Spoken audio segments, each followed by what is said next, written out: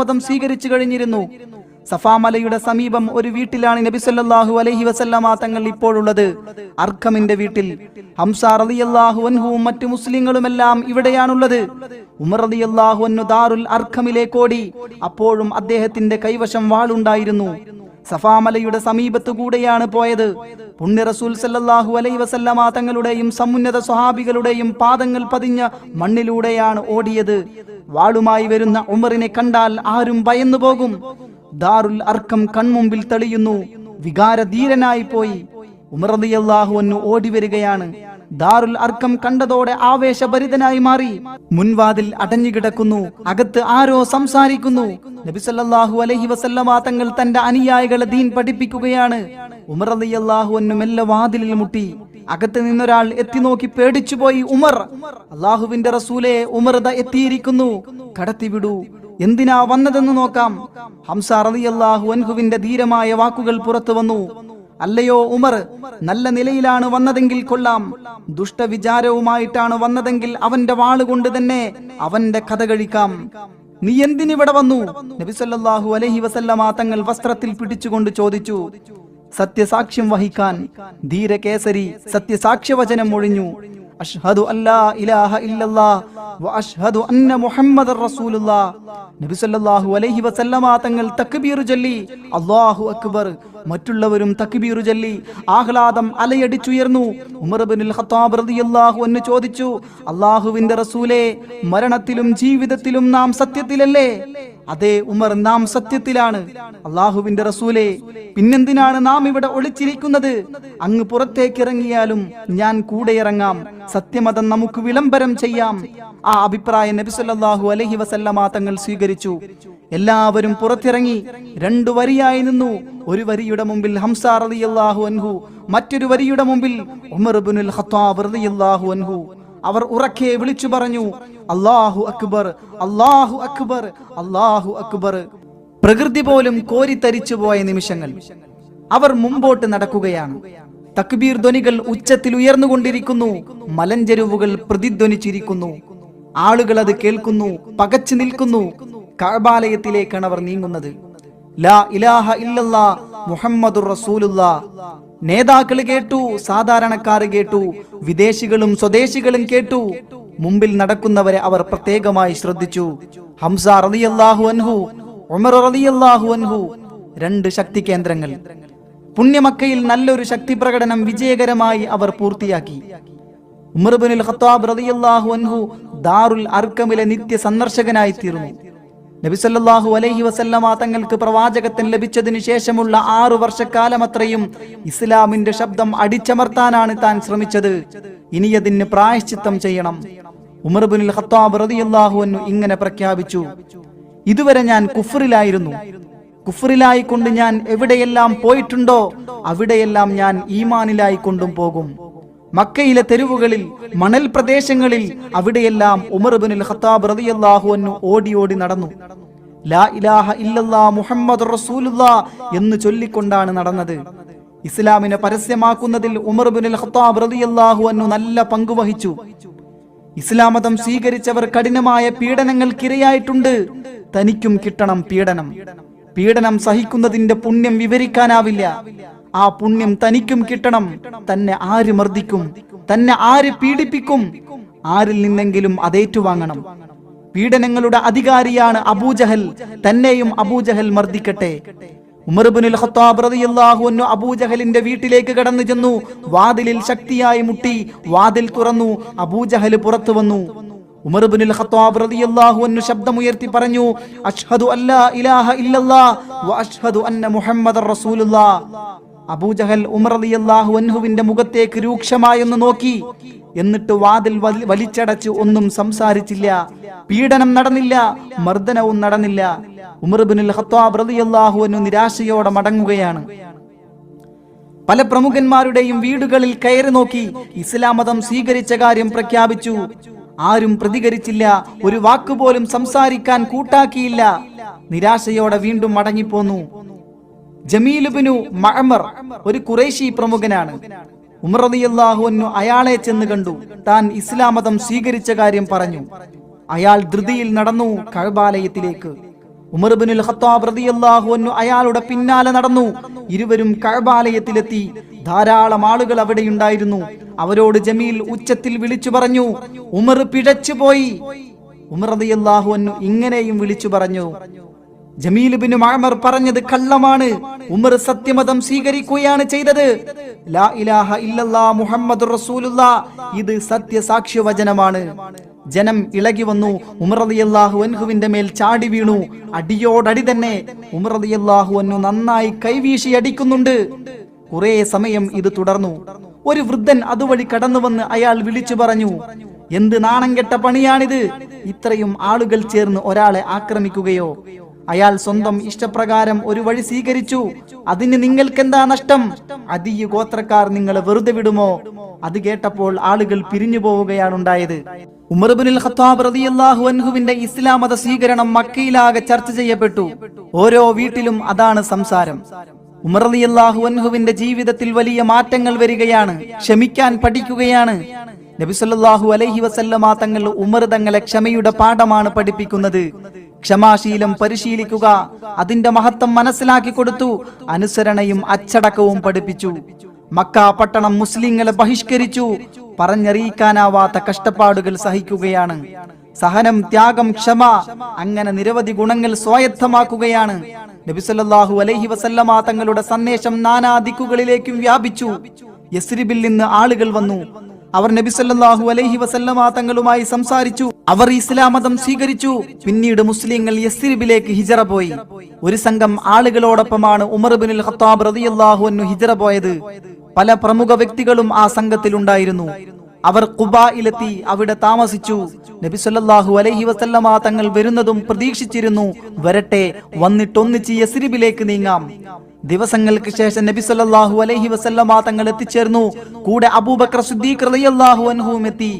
1-2 ദിവസങ്ങൾ കഴിഞ്ഞതിന് ശേഷം അലി ഇബ്നു അബീ ത്വാലിബ് റളിയല്ലാഹു അൻഹുവും എത്തിച്ചേർന്നു. സന്തോഷത്തിന്റെയും സമാധാനത്തിന്റെയും ദിവസങ്ങളാണ് കടന്നുപോയത്. പിന്നെ മദീന പ്രവേശനം, ചരിത്രം കൗതുകപൂർവം രേഖപ്പെടുത്തിയ മഹാസംഭവം. ഹിജ്റ, മക്കയിൽ നിന്ന് യസ്രിബിലേക്കുള്ള മാറ്റം. യസ്രിബിന്റെ പേര് മാറി മദീനത്തുൻ നബവിയായി. ഒരു സമൂഹം അതിന്റെ അടിത്തറ പണിയുകയാണ്. ഭദ്രമായ അടിത്തറയാണ് വേണ്ടത്. എല്ലാ പ്രവർത്തനങ്ങൾക്കും മുൻപന്തിയിൽ നമ്മുടെ കഥാപുരുഷൻ ഉമർ ഇബ്നുൽ ഖത്താബ് റളിയല്ലാഹു അൻഹുവിനെ കാണാം. ജ്വലിച്ചു നിൽക്കുന്ന വ്യക്തിത്വമാണ് അദ്ദേഹം. ഹിജ്റ വന്നവർ ചരിത്രത്തിലെ മുഹാജിറുകളായി, എക്കാലവും വാഴ്ത്തപ്പെടുന്ന മഹാന്മാരായി മാറി. അവരെ സ്വീകരിക്കുകയും സഹായിക്കുകയും ചെയ്തവർ അൻസാറുകൾ എന്ന പേരിൽ എക്കാലവും വാഴ്ത്തപ്പെട്ടു. മുഹാജിറുകളും അൻസാറുകളും തമ്മിലുള്ള സാഹോദര്യ ബന്ധം, ആ ബന്ധം കാലഘട്ടത്തെ രോമാഞ്ചമണിയിച്ചിട്ടുണ്ട്. ഇത്ബാൻ ഇബ്നു മാലിക് റളിയല്ലാഹു അൻഹു ഉമർ ഇബ്നുൽ ഖത്താബ് റളിയല്ലാഹു അൻഹുമായി സാഹോദര്യ ബന്ധത്തിൽ ഏർപ്പെട്ടു. മദീനയിലെ ജൂതന്മാരും ക്രൈസ്തവരും മുസ്ലിം സമൂഹത്തെ സൂക്ഷ്മമായി നിരീക്ഷിച്ചു കൊണ്ടിരിക്കുകയാണ്. എന്തൊരു സാഹോദര്യം, എന്തൊരു സ്നേഹം, എന്തൊരു പരസ്പര വിശ്വാസം. വിശ്വാസത്തിന്റെ അദൃശ്യ ശക്തിയാണ് അവരെ നയിക്കുന്നത്. പ്രവാചകനോടുള്ള ആദരവ്, ഇതുപോലൊരു നേതാവ് ആദരിക്കപ്പെട്ടിട്ടില്ല. ക്രൈസ്തവരും ജൂതന്മാരും മുസ്ലിങ്ങളുമായി സൗഹൃദം സ്ഥാപിച്ചു, സന്ധിയുണ്ടാക്കി. സുപ്രധാന കാര്യങ്ങളിലെല്ലാം കൂടിയാലോചന നടക്കും. ഉമർ ഇബ്നുൽ ഖത്താബ് റളിയല്ലാഹു അൻഹുവിന്റെ അഭിപ്രായങ്ങൾ പ്രത്യേകം പരിഗണിക്കപ്പെട്ടു. ബദർ യുദ്ധരംഗത്ത് ഉമർ റളിയല്ലാഹു അൻഹു നന്നായി ശോഭിച്ചു നിന്നു. 313 പേരുടെ സൈന്യം, പ്രതിയോഗികൾ 1000-ൽ പരം. അദിയ് ഗോത്രക്കാർ യുദ്ധത്തിനെത്തിയിട്ടില്ല. ഉമർ റളിയല്ലാഹു അൻഹുവിനെ ഭയന്നിട്ടാവാം ആരും വരാത്തത്. ചരിത്ര നിഗമനം അങ്ങനെയാണ്. തന്റെ ബന്ധുവായ ആസിം ഇബ്നു മുഗൈറ വന്നിട്ടുണ്ട്. അദ്ദേഹവുമായി നേർക്കുനേരെ യുദ്ധം നടന്നു. ഉമർ ഇബ്നുൽ ഖത്താബ് റളിയല്ലാഹു അൻഹു അദ്ദേഹത്തെ വധിച്ചു. യുദ്ധം കൊടുമ്പിരി കൊണ്ടു. ബദർ യുദ്ധഭൂമിയിൽ മക്കയുടെ വലിയ നേതാക്കന്മാരാണ് വധിക്കപ്പെട്ടത്. ഉക്കാള് ജന്തയിലെ പല കൂട്ടുകാരും വധിക്കപ്പെട്ടിരുന്നു. 70 പ്രമുഖന്മാരുടെ അന്ത്യം. അള്ളാഹുവിന്റെ സഹായത്താൽ ഇതൊക്കെ സാധ്യമായി. ബദറിന്റെ പ്രതികാരമായിരുന്നു ഉഹദ്. 3000 വരുന്ന ശത്രുക്കൾ മുസ്ലിങ്ങളെ തകർക്കാൻ വേണ്ടി ഉഹദിലെത്തി. ഒരു കൂട്ടം യോദ്ധാക്കളെ നബി സല്ലല്ലാഹു അലൈഹി വസല്ലമ തങ്ങൾ മലയുടെ മുകളിൽ നിർത്തിയിരുന്നു. താഴ്വരയിലാണ് യുദ്ധം നടക്കുന്നത്. ശത്രുക്കൾ മല കയറി വരാൻ ഇടവരരുത്, കൽപ്പന കിട്ടുന്നതുവരെ സ്ഥലം വിടരുത് എന്ന കർശന നിർദ്ദേശവും നൽകി. യുദ്ധം പൊട്ടി. മുസ്ലിം സൈന്യം ആഞ്ഞുപൊരുതി. ശത്രുക്കളെ തുരത്തിയോടിച്ചു. ശത്രുക്കൾ ഓടിയകന്നു. അവർ ഉപേക്ഷിച്ചു പോയ യുദ്ധമുതലുകൾ മുസ്ലിം സൈന്യം ശേഖരിക്കാൻ തുടങ്ങി. ഇത് കണ്ടപ്പോൾ മലമുകളിലുള്ളവർ സ്ഥലം വിട്ടു. അവരുടെ നേതാവ് തടഞ്ഞിട്ടും അധികം ആളുകൾ അനുസരിച്ചില്ല. അല്പം ചിലരൊഴികെ എല്ലാവരും സ്ഥലം വിട്ടു. ഇത് വലിയ അബദ്ധമായി. തോറ്റോടുന്ന ശത്രു സൈന്യം ഇത് കണ്ട് മല കയറി വന്നു. അവിടെയുണ്ടായിരുന്ന മുസ്ലിങ്ങളെ വധിച്ചു. താഴെ യുദ്ധം കഴിഞ്ഞ് വിശ്രമിക്കുന്ന മുസ്ലിങ്ങളെ ആക്രമിച്ചു.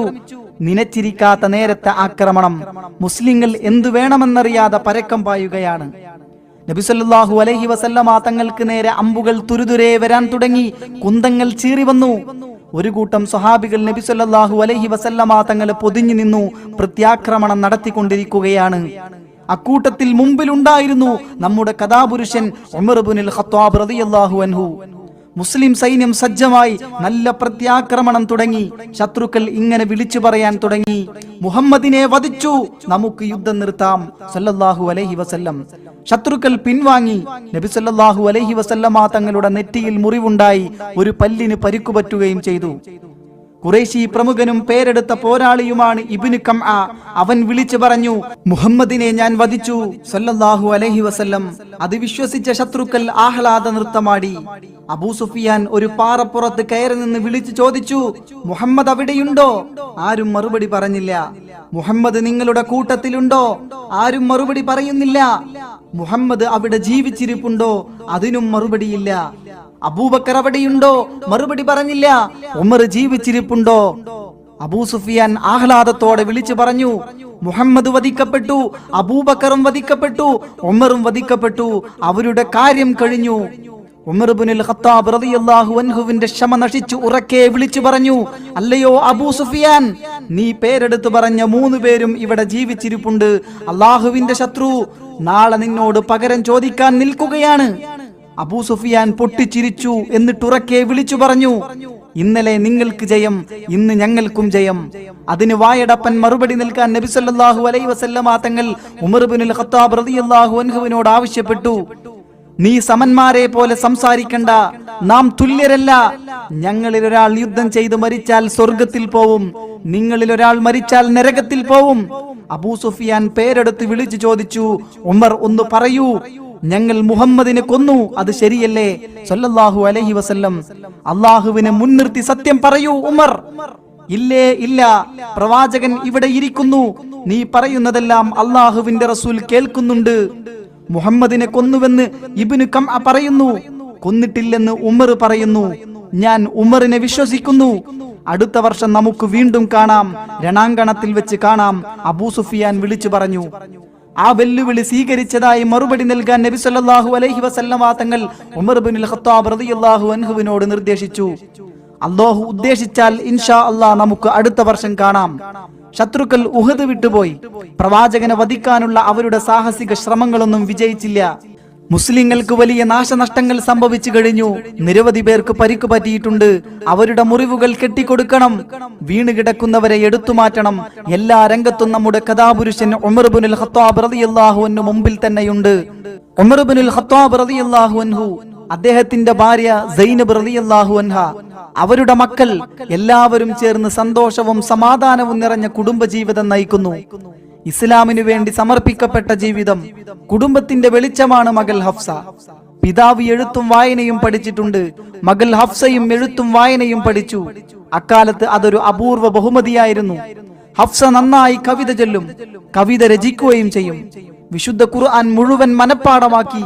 പലരും സംശയ നിവാരണത്തിന് സമീപിച്ചു. നുബുവത്തിന് 5 വർഷം മുമ്പ് ഹഫ്സ റളിയല്ലാഹു അൻഹ ജനിച്ചു. ഇക്കാലത്ത് തന്നെയാണ് ഖദീജ റളിയല്ലാഹു അൻഹ ഫാത്തിമ ബിബി റളിയല്ലാഹു അൻഹയെ പ്രസവിച്ചത്. സ്വഹാബികൾക്കിടയിലെ ഒരു പ്രമുഖനാണ് ഉനൈസ് ബിൻ ഹുദാഫ റളിയല്ലാഹു അൻഹു, സൽഗുണ സമ്പന്നനായ ചെറുപ്പക്കാരൻ. ഉമർ റളിയല്ലാഹു അൻഹുവിന് കുനൈസിനെ നന്നേ ഇഷ്ടപ്പെട്ടു. മകൾ ഹഫ്സയെ കുനൈസിന് വിവാഹം ചെയ്തു കൊടുത്തു. അവർ സന്തോഷകരമായ ദാമ്പത്യ ജീവിതം നയിച്ചു. നവദമ്പതികൾ മദീനയിലെത്തുകയും ചെയ്തു. കുനൈസ് റളിയല്ലാഹു അൻഹു ബദറിൽ പങ്കെടുത്തു. അക്കാര്യത്തിൽ ഹഫ്സ ബീവിക്ക് അഭിമാനമുണ്ട്. ഉപ്പായെ പോലെ തന്റെ ഭർത്താവും ശത്രുക്കൾക്കെതിരെ ധീരമായി പടപൊരുതണം. ഉഹദ് യുദ്ധത്തിന്റെ ആരവം മുഴങ്ങി. ഉനൈസ് റളിയല്ലാഹു അൻഹു ആയുധമണിഞ്ഞു യാത്ര പറഞ്ഞിറങ്ങി. ഉഹദ് യുദ്ധം ശക്തി പ്രാപിക്കുകയാണ്. മുസ്ലിം സേനയിൽ പലർക്കും ഗുരുതരമായി മുറിവേറ്റു. കുനൈസ് റളിയല്ലാഹു അൻഹു മാരകമായ മുറിവേറ്റ് വീണു. യുദ്ധം അവസാനിച്ചു. കുനൈസ് റളിയല്ലാഹു അൻഹുവിനെ വീട്ടിൽ കൊണ്ടുവന്നു ചികിത്സിച്ചു. ഹഫ്സ റളിയല്ലാഹു അൻഹ നന്നായി പരിചരിച്ചു. സുഖം പ്രാപിച്ചില്ല. കുനൈസ് റളിയല്ലാഹു അൻഹു ഷഹീദായി. ഭർത്താവിന്റെ വിയോഗം ഹഫ്സ റളിയല്ലാഹു അൻഹയെ ദുഃഖത്തിലാഴ്ത്തി. മനസ്സിൽ വേദന നിറഞ്ഞു. ഉമർ ഇബ്നുൽ ഖത്താബ് റളിയല്ലാഹു അൻഹു വല്ലാത്ത വേദന സഹിച്ച ദിവസങ്ങളായിരുന്നു അത്. മകളുടെ സങ്കടം കണ്ട് സഹിക്കാനാവുന്നില്ല. നബി സല്ലല്ലാഹു അലൈഹി വസല്ലമ തങ്ങൾ ഉമർ റളിയല്ലാഹു അൻഹുവിന്റെയും മകളുടെയും ദുഃഖം നന്നായി അറിയുന്നു. അവർക്ക് ആശ്വാസം നൽകണം. നബി സല്ലല്ലാഹു അലൈഹി വസല്ലമ തങ്ങൾ ഉമർ ഇബ്നുൽ ഖത്താബ് റളിയല്ലാഹു അൻഹുവിന്റെ പ്രിയപ്പെട്ട മകൾ ഹഫ്സ ബീവി റളിയല്ലാഹു അൻഹയെ വിവാഹം ചെയ്യാൻ സന്നദ്ധനായി വന്നു. ഉമർ റളിയല്ലാഹു അൻഹുവിന്റെ പദവി ഒന്നുകൂടി ഉയരുകയാണ്. അബൂബക്കർ സിദ്ദീഖ് റളിയല്ലാഹു അൻഹുവിന്റെ പുത്രി ആയിഷ ബീവിയെ നേരത്തെ തന്നെ നബി സല്ലല്ലാഹു അലൈഹി വസല്ലമ തങ്ങൾ വിവാഹം ചെയ്തിട്ടുണ്ട്. അങ്ങനെ അബൂബക്കർ റളിയല്ലാഹു അൻഹുവിന് ഒരു പ്രത്യേക പദവിയും ലഭിച്ചു. ഇപ്പോൾ തനിക്കും അതേ പദവി ലഭിക്കാൻ പോകുന്നു. ഉമർ റളിയല്ലാഹു അൻഹുവിന്റെ മനസ്സിൽ സന്തോഷവും സമാധാനവും നിറഞ്ഞു. അൽഹംദുലില്ലാ അൽഫമറ. ഹഫ്സ ബീബി റളിയല്ലാഹു അൻഹ തനിക്ക് ലഭിച്ച പ്രത്യേക പദവിയോർത്ത് സന്തോഷിക്കുകയും അഭിമാനം കൊള്ളുകയും ചെയ്തു. ഉമ്മഹാത്തുൽ മുഅ്മിനീങ്ങളുടെ പദവിയിലേക്കാണ് അവർ ഉയരുന്നത്. വിവാഹം നടന്നു. നബി സല്ലല്ലാഹു അലൈഹി വസല്ലമ തങ്ങളുടെ വീട്ടിലെത്തി. ബുദ്ധിമതിയായ ഹഫ്സ റളിയല്ലാഹു അൻഹ അന്നു മുതൽ പ്രവാചക ജീവിതം പഠിക്കാൻ തുടങ്ങി. വലിയൊരു പണ്ഡിത വനിതയായി തീർന്നു. ഒന്നാം ഖലീഫയുടെ കാലത്താണ് വിശുദ്ധ ഖുർആൻ മുസ്ഹഫ് രൂപത്തിലാക്കിയത്. ഉമർ ഇബ്നുൽ ഖത്താബ് റളിയല്ലാഹു അൻഹുവിന്റെ പ്രേരണ മൂലമാണ് ഖുർആൻ ക്രോഡീകരിക്കപ്പെട്ടതും മുസ്ഹഫ് രൂപത്തിലാക്കിയതും. ഒന്നാം ഖലീഫ അബൂബക്കർ സിദ്ദീഖ് റളിയല്ലാഹു അൻഹുവിന്റെ വഫാത്തിന് ശേഷം രണ്ടാം ഖലീഫ ഉമർ ഇബ്നുൽ ഖത്താബ് റളിയല്ലാഹു അൻഹു ഈ മുസ്ഹഫ് സൂക്ഷിച്ചു. ഉമർ റളിയല്ലാഹു അൻഹുവിന്റെ വഫാത്തിന് ശേഷം ഇത് സൂക്ഷിച്ചത് ഹഫ്സ റളിയല്ലാഹു അൻഹ ആയിരുന്നു. വിശുദ്ധ ഖുർആൻ കൈകാര്യം ചെയ്യാൻ കഴിവുള്ള മികച്ച പണ്ഡിത വനിതയായിരുന്നു ഉമർ റളിയല്ലാഹു അൻഹുവിന്റെ ഓമനപുത്രി ഹഫ്സ റളിയല്ലാഹു അൻഹ. ലോകത്ത് നിലനിന്ന ഒരേയൊരു മുസ്ഹഫായിരുന്നു അത് സൂക്ഷിക്കാൻ കഴിഞ്ഞുവെന്നത് വലിയ സൗഭാഗ്യം തന്നെ. പുതിയ കോപ്പികൾ തയ്യാറാക്കാൻ വേണ്ടി ഉസ്മാൻ ഇബ്നു അഫ്ഫാൻ റളിയല്ലാഹു അൻഹു ഈ കോപ്പി വാങ്ങി. പുതിയ കോപ്പികൾ എടുത്തു. പരിശോധനകൾ പൂർത്തിയാക്കി. പഴയ കോപ്പി തിരിച്ചു കൊടുത്തു. ഹഫ്സ റളിയല്ലാഹു അൻഹ അത് സൂക്ഷിച്ചു. ഹഫ്സ റളിയല്ലാഹു അൻഹയുടെ പേര് പറയേണ്ടി വരും. വഖഫ് ചെയ്യുക എന്നതിന് ഇസ്ലാമിക ചരിത്രത്തോളം പഴക്കമുണ്ട്. നബി സല്ലല്ലാഹു അലൈഹി വസല്ലമ തങ്ങളുടെ ജീവിതകാലത്ത് തന്നെ കുറച്ച് സ്ഥലം വഖഫ് ചെയ്യപ്പെട്ടു. വഖഫ് ചെയ്തത് ഉമർ ഇബ്നുൽ ഖത്താബ് റളിയല്ലാഹു അൻഹു ആയിരുന്നു. ഖൈബറിൽ ഉമർ റളിയല്ലാഹു അൻഹുവിന് കുറച്ച് സ്ഥലം കിട്ടി. നബി സല്ലല്ലാഹു അലൈഹി വസല്ലമ തങ്ങളെ സമീപിച്ചു ഉമർ റളിയല്ലാഹു അൻഹു ചോദിച്ചു, ഖൈബറിൽ എനിക്ക് കുറച്ച് സ്ഥലം കിട്ടിയിട്ടുണ്ട്. എന്റെ കൈവശമുള്ള വിലപ്പെട്ട സ്വത്താണ്. അതിനേക്കാൾ വിലപിടിപ്പുള്ള സാധനങ്ങളൊന്നും എന്റെ കൈവശമില്ല. ഞാനത് എന്ത് ചെയ്യണം? താങ്കൾക്ക് വേണമെങ്കിൽ വഖഫ് ചെയ്യാം. നബി സല്ലല്ലാഹു അലൈഹി വസല്ലമ തങ്ങളുടെ നിർദ്ദേശം അതായിരുന്നു. പിന്നെയൊന്നും ചിന്തിച്ചില്ല. സ്ഥലം വഖഫ് ചെയ്തു. പാവങ്ങൾക്കും അടുത്ത ബന്ധുക്കൾക്കും ഉപയോഗപ്പെടണം. അള്ളാഹുവിന്റെ മാർഗത്തിൽ ചെലവഴിക്കണം. ആ നിശ്ചയത്തോടെ വഖഫ് ചെയ്തു. ഇസ്ലാമിക ചരിത്രത്തിലെ ആദ്യത്തെ വഖഫായിരുന്നു ഇത്. അങ്ങനെയാണ് ചരിത്രത്തിന്റെ ഭാഗമായി തീർന്നു. സത്യവും അസത്യവും വേർതിരിച്ച മഹാൻ അൽ ഫാറൂഖ്. ഉമർ റളിയല്ലാഹു അൻഹുവിന് ലഭിച്ച പ്രശസ്തമായ വിശേഷണം. അൽ ഫാറൂഖ് ചരിത്രത്തിൽ തിളങ്ങി നിൽക്കുന്ന പദമാണ്. ഇസ്ലാം സത്യമാണെന്ന് ബോധ്യപ്പെട്ടു. ഉടനെ ഇസ്ലാം സ്വീകരിച്ചു. ഖുറൈശികളുടെ ദീൻ മിഥ്യയാണെന്ന് ബോധ്യപ്പെട്ടു. ഇക്കാര്യം കഅബ ഷരീഫിന്റെ സമീപത്ത് വെച്ച് പരസ്യമായി തന്നെ പ്രഖ്യാപിച്ചു. ഖുറൈശി പ്രമുഖരുടെ മുമ്പിൽ വെച്ചായിരുന്നു പ്രഖ്യാപനം. ആർക്കു വേണ്ടിയും സത്യം മൂടിവെച്ചില്ല. സത്യം തുറന്നു പറയും. അവസാനം വരെയും ഈ സ്വഭാവം നിലനിർത്തി അൽ ഫാറൂഖ് എന്ന വിശേഷണം അന്വർത്ഥമാക്കി. ഒരിക്കൽ നബി സല്ലല്ലാഹു അലൈഹി വസല്ലമ തങ്ങൾ പ്രസ്താവിച്ചു, സത്യം അല്ലാഹു ഉമറിന്റെ നാവിന്മേൽ ഇട്ടുകൊടുക്കുന്നു. ആ നാവ് സത്യം വെളിവാക്കുകയും ചെയ്യുന്നു. ഒന്നോർത്തു നോക്കൂ, ഉമർ ഇബ്നുൽ ഖത്താബ് റളിയല്ലാഹു അൻഹുവിന്റെ നാവിന് കിട്ടിയ പ്രശംസ നബി സല്ലല്ലാഹു അലൈഹി വസല്ലമ തങ്ങളാണ് പ്രശംസിച്ചത്. നബി സല്ലല്ലാഹു അലൈഹി വസല്ലമ തങ്ങൾ പ്രശംസിച്ചാൽ അല്ലാഹുവും പ്രശംസിച്ചു. എത്ര അനുഗ്രഹീതമായ നാവ്! സത്യത്തിനു വേണ്ടിയുള്ള നാവ്. മറ്റൊരു പ്രശംസാവചനം കൂടി കാണുക. അല്ലാഹു ഉമറിന്റെ മനസ്സിലൂടെയും നാവിലൂടെയും സത്യം പുറത്തു കൊണ്ടുവരുന്നു. അദ്ദേഹം സത്യവും അസത്യവും വിവേചിക്കുന്ന, വേർതിരിക്കുന്ന അൽ ഫാറൂഖാണ്. അല്ലാഹു അദ്ദേഹത്തിലൂടെ സത്യം പ്രകാശിപ്പിക്കുന്നു. പല സുപ്രധാന കാര്യങ്ങളും തീരുമാനിക്കുമ്പോൾ നബി സല്ലല്ലാഹു അലൈഹി വസല്ലമ തങ്ങൾ ഉമർ ഇബ്നുൽ ഖത്താബ് റളിയല്ലാഹു അൻഹുവുമായി കൂടിയാലോചന നടത്തുമായിരുന്നു. സത്യത്തോട് ചേർന്ന് നിൽക്കുന്ന വാക്കുകളാണ് അദ്ദേഹം പറയുക. ഇസ്ലാമിന്റെ വളർച്ചയിൽ ഇത് വളരെ ഫലം ചെയ്തിട്ടുണ്ട്. ഇബ്രാഹിം നബി അലൈഹിസ്സലാം കഅബാലയത്തിൽ ചുമറ് കെട്ടുമ്പോൾ കയറി നിന്ന കല്ല് കുട്ടിക്കാലം മുതൽ അത് കാണുന്നുണ്ട് ഉമർ റളിയല്ലാഹു അൻഹു. ക്രൈസ്തവ യഹൂദ പുരോഹിതന്മാർ ഇബ്രാഹിം നബി അലൈഹിസ്സലാമിനെ കുറിച്ച് പറയുന്നത് അദ്ദേഹം കേട്ടിട്ടുണ്ട്. അള്ളാഹുവിന്റെ മഹാനായ പ്രവാചകൻ എന്ന് മനസ്സിലാക്കി വെച്ചു അദ്ദേഹം. നബി സല്ലല്ലാഹു അലൈഹി വസല്ലമ തങ്ങളിൽ നിന്നാണ് വിശദമായ ചരിത്രം അറിഞ്ഞത്. നമ്മുടെ മില്ലത്തിന്റെ നേതാവാണ് ഇബ്രാഹിം നബി അലൈഹിസ്സലാമിന്റെ ചരിത്രം എത്ര കേട്ടാലും മതി വരില്ല. മഖാമു ഇബ്രാഹിമിലെ നിസ്കാരം പുണ്യമേറിയതായി അള്ളാഹുവിൽ നിന്ന് അറിയിപ്പുണ്ടാവണമെന്ന് ഉമർ ഇബ്നുൽ ഖത്താബ് റളിയല്ലാഹു അൻഹു ആഗ്രഹിച്ചു. ആഗ്രഹം നബി സല്ലല്ലാഹു അലൈഹി വസല്ലമ തങ്ങളോട് പറയുകയും ചെയ്തു. ഏറെ കഴിഞ്ഞില്ല, ആഗ്രഹം നിറവേറി. വിശുദ്ധമായ വചനമിറങ്ങി.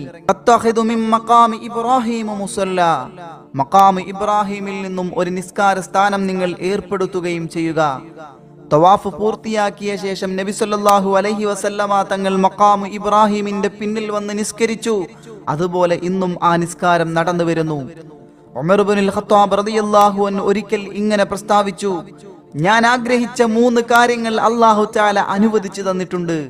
ഞാൻ പറഞ്ഞു, അല്ലാഹുവിന്റെ റസൂലേ, മഖാമു ഇബ്രാഹിമിൽ നിന്ന് ഒരു നിസ്കാര സ്ഥാനം സ്വീകരിച്ചെങ്കിൽ കൊള്ളാമായിരുന്നു. അതനുവദിച്ചുകൊണ്ട് വിശുദ്ധ വചനമിറങ്ങിയിട്ടുണ്ട്. മറ്റൊരിക്കൽ ഞാൻ പറഞ്ഞു, അല്ലാഹുവിന്റെ റസൂലേ, അങ്ങയുടെ വീട്ടിൽ നല്ല മനുഷ്യരും ദുഷിച്ച ആളുകളും വരും. അങ്ങയുടെ ഭാര്യമാരെ കാണാൻ ഇടവന്നേക്കും. അതുകൊണ്ട് അങ്ങയുടെ ഭാര്യമാർ പർദ്ദ ആചരിച്ചാൽ കൊള്ളാമായിരുന്നു. ഉമർ ഇബ്നുൽ ഖത്താബ് റളിയല്ലാഹു അൻഹു ആഗ്രഹിച്ചത് തന്നെ നടന്നു. പർദ്ദ ആചരിക്കാൻ ആയത്തിറങ്ങുകയും ചെയ്തു. ഒരിക്കൽ പ്രവാചക പത്നിമാർ ചിലവിന് കൂടുതൽ പണം ആവശ്യപ്പെട്ടു. നബി സല്ലല്ലാഹു അലൈഹി വസല്ലമ തങ്ങൾക്ക് ബുദ്ധിമുട്ടായി. ഒരു പിണക്കത്തിന്റെ അവസ്ഥ. ഉമർ റളിയല്ലാഹു അൻഹു പ്രവാചക പത്നിമാരോട് ഇങ്ങനെ പറഞ്ഞു: നബി സല്ലല്ലാഹു അലൈഹി വസല്ലമ തങ്ങൾ നിങ്ങളെ വിവാഹമോചനം നടത്തിയാൽ നിങ്ങളെക്കാൾ മെച്ചമായത് അല്ലാഹു തആല നൽകും. ഈ ആശയത്തിൽ ദിവ്യവചനമിറങ്ങി. പത്നിമാരെല്ലാം ഖേദിച്ചു മടങ്ങി. ഉന്നത പദവിയിൽ തന്നെ കഴിഞ്ഞുകൂടി.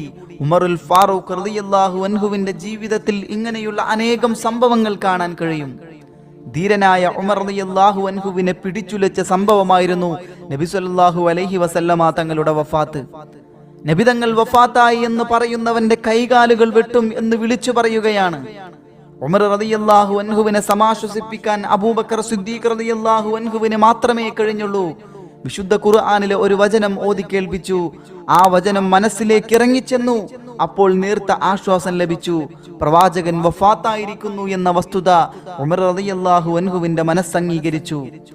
നബി സല്ലല്ലാഹു അലൈഹി വസല്ലമ തങ്ങൾ വഫാത്താകുമ്പോൾ അബൂബക്കർ റളിയല്ലാഹു അൻഹു സമീപത്തുണ്ടായിരുന്നില്ല. അദ്ദേഹം ഉടനെ വന്നു ചേർന്നു. ഉമർ റളിയല്ലാഹു അൻഹു തുടങ്ങി പല സ്വഹാബിമാരും പരിസരം മറന്ന് സംസാരിക്കുന്നു. അപ്പോൾ അബൂബക്കർ സിദ്ദീഖ് റളിയല്ലാഹു അൻഹു വിളിച്ചു പറഞ്ഞു: മുഹമ്മദ് നബി സല്ലല്ലാഹു അലൈഹി വസല്ലമ തങ്ങളെ ആരെങ്കിലും ആരാധിക്കുന്നുവെങ്കിൽ മുഹമ്മദ് നബി സല്ലല്ലാഹു അലൈഹി വസല്ലമ തങ്ങൾ മരണപ്പെട്ടിരിക്കുന്നു. അള്ളാഹുവിനെ ആരെങ്കിലും ആരാധിക്കുന്നുവെങ്കിൽ അവൻ ശേഷിച്ചിരിക്കുന്നു. ഇത്രയും പറഞ്ഞ ശേഷം സൂറത്ത് ആലി ഇമ്രാനിലെ 144-ാമത്തെ വചനം ഉദ്ധരിച്ചു. ആയത്ത് ഇപ്രകാരമാണ്: വമാ മുഹമ്മദുൻ ഇല്ലാ റസൂലുൻ ഖദ് ഖലത് മിൻ ഖബ്ലിഹി റുസുൽ അഫ ഇമ്മാത ഔ ഖുതില ഖലബ്തും അലാ അഅഖാബികും വമൻ യൻഖലിബ് അലാ അഖിബൈഹി ഫലൻ യദുറല്ലാഹ ശൈആ വസയജ്സില്ലാഹ ശാകിരീൻ. മുഹമ്മദ് ഒരു റസൂൽ അല്ലാതെ മറ്റൊന്നുമല്ല. അദ്ദേഹത്തിന് മുമ്പ് പല പ്രവാചകന്മാരും കടന്നുപോയിട്ടുണ്ട് എന്നിരിക്കെ അദ്ദേഹം മരണപ്പെടുകയോ കൊല്ലപ്പെടുകയോ ചെയ്തുവെങ്കിൽ നിങ്ങൾ നിങ്ങളുടെ മടമ്പുകാലുകളിൽ പിന്തിരിഞ്ഞു പോവുകയാണോ? ആരെങ്കിലും തന്റെ മടമ്പുകാലിൽ പിന്തിരിഞ്ഞു പോയാൽ അവൻ അള്ളാഹുവിന് യാതൊരു ദ്രോഹവും വരുത്തുകയില്ല. നന്ദി കാണിക്കുന്നവർക്ക് അള്ളാഹു പ്രതിഫലം നൽകുക തന്നെ ചെയ്യും. വലിയ മനപ്രയാസവും ക്ഷോഭവും അടങ്ങിയപ്പോൾ ഉമർ റളിയല്ലാഹു അൻഹു തന്റെ ഉത്തരവാദിത്തത്തെക്കുറിച്ച് ഓർത്തു. നബി സല്ലല്ലാഹു അലൈഹി വസല്ലമ തങ്ങൾ മുസ്ലിങ്ങളുടെ അഭയ കേന്ദ്രമായിരുന്നു. ആ അഭയ കേന്ദ്രം കൺമുമ്പിൽ നിന്ന് നീങ്ങിപ്പോയിരിക്കുന്നു. മുസ്ലിങ്ങൾ അഭയമില്ലാത്തവരായി പോവരുത്. അവർക്കൊരു നേതാവ് വേണം. അതാണ് ആദ്യം വേണ്ടത്. നേതാവിനെ കുറിച്ചായി ചിന്ത. പലരുമായും ചർച്ച ചെയ്തു. അൻസാറുകൾ വിചാരിച്ചു ഖലീഫ തങ്ങളിൽ നിന്നാവണമെന്ന്. അവർ ബനി സാഇദ എന്ന കെട്ടിടത്തിൽ ഒത്തുകൂടി. വിവരമറിഞ്ഞ് അബൂബക്കർ സിദ്ദീഖ് റളിയല്ലാഹു അൻഹു, ഉമർ ഇബ്നുൽ ഖത്താബ് റളിയല്ലാഹു അൻഹു, അബൂ ഉബൈദ റളിയല്ലാഹു അൻഹു എന്നിവർ അവിടെ എത്തി.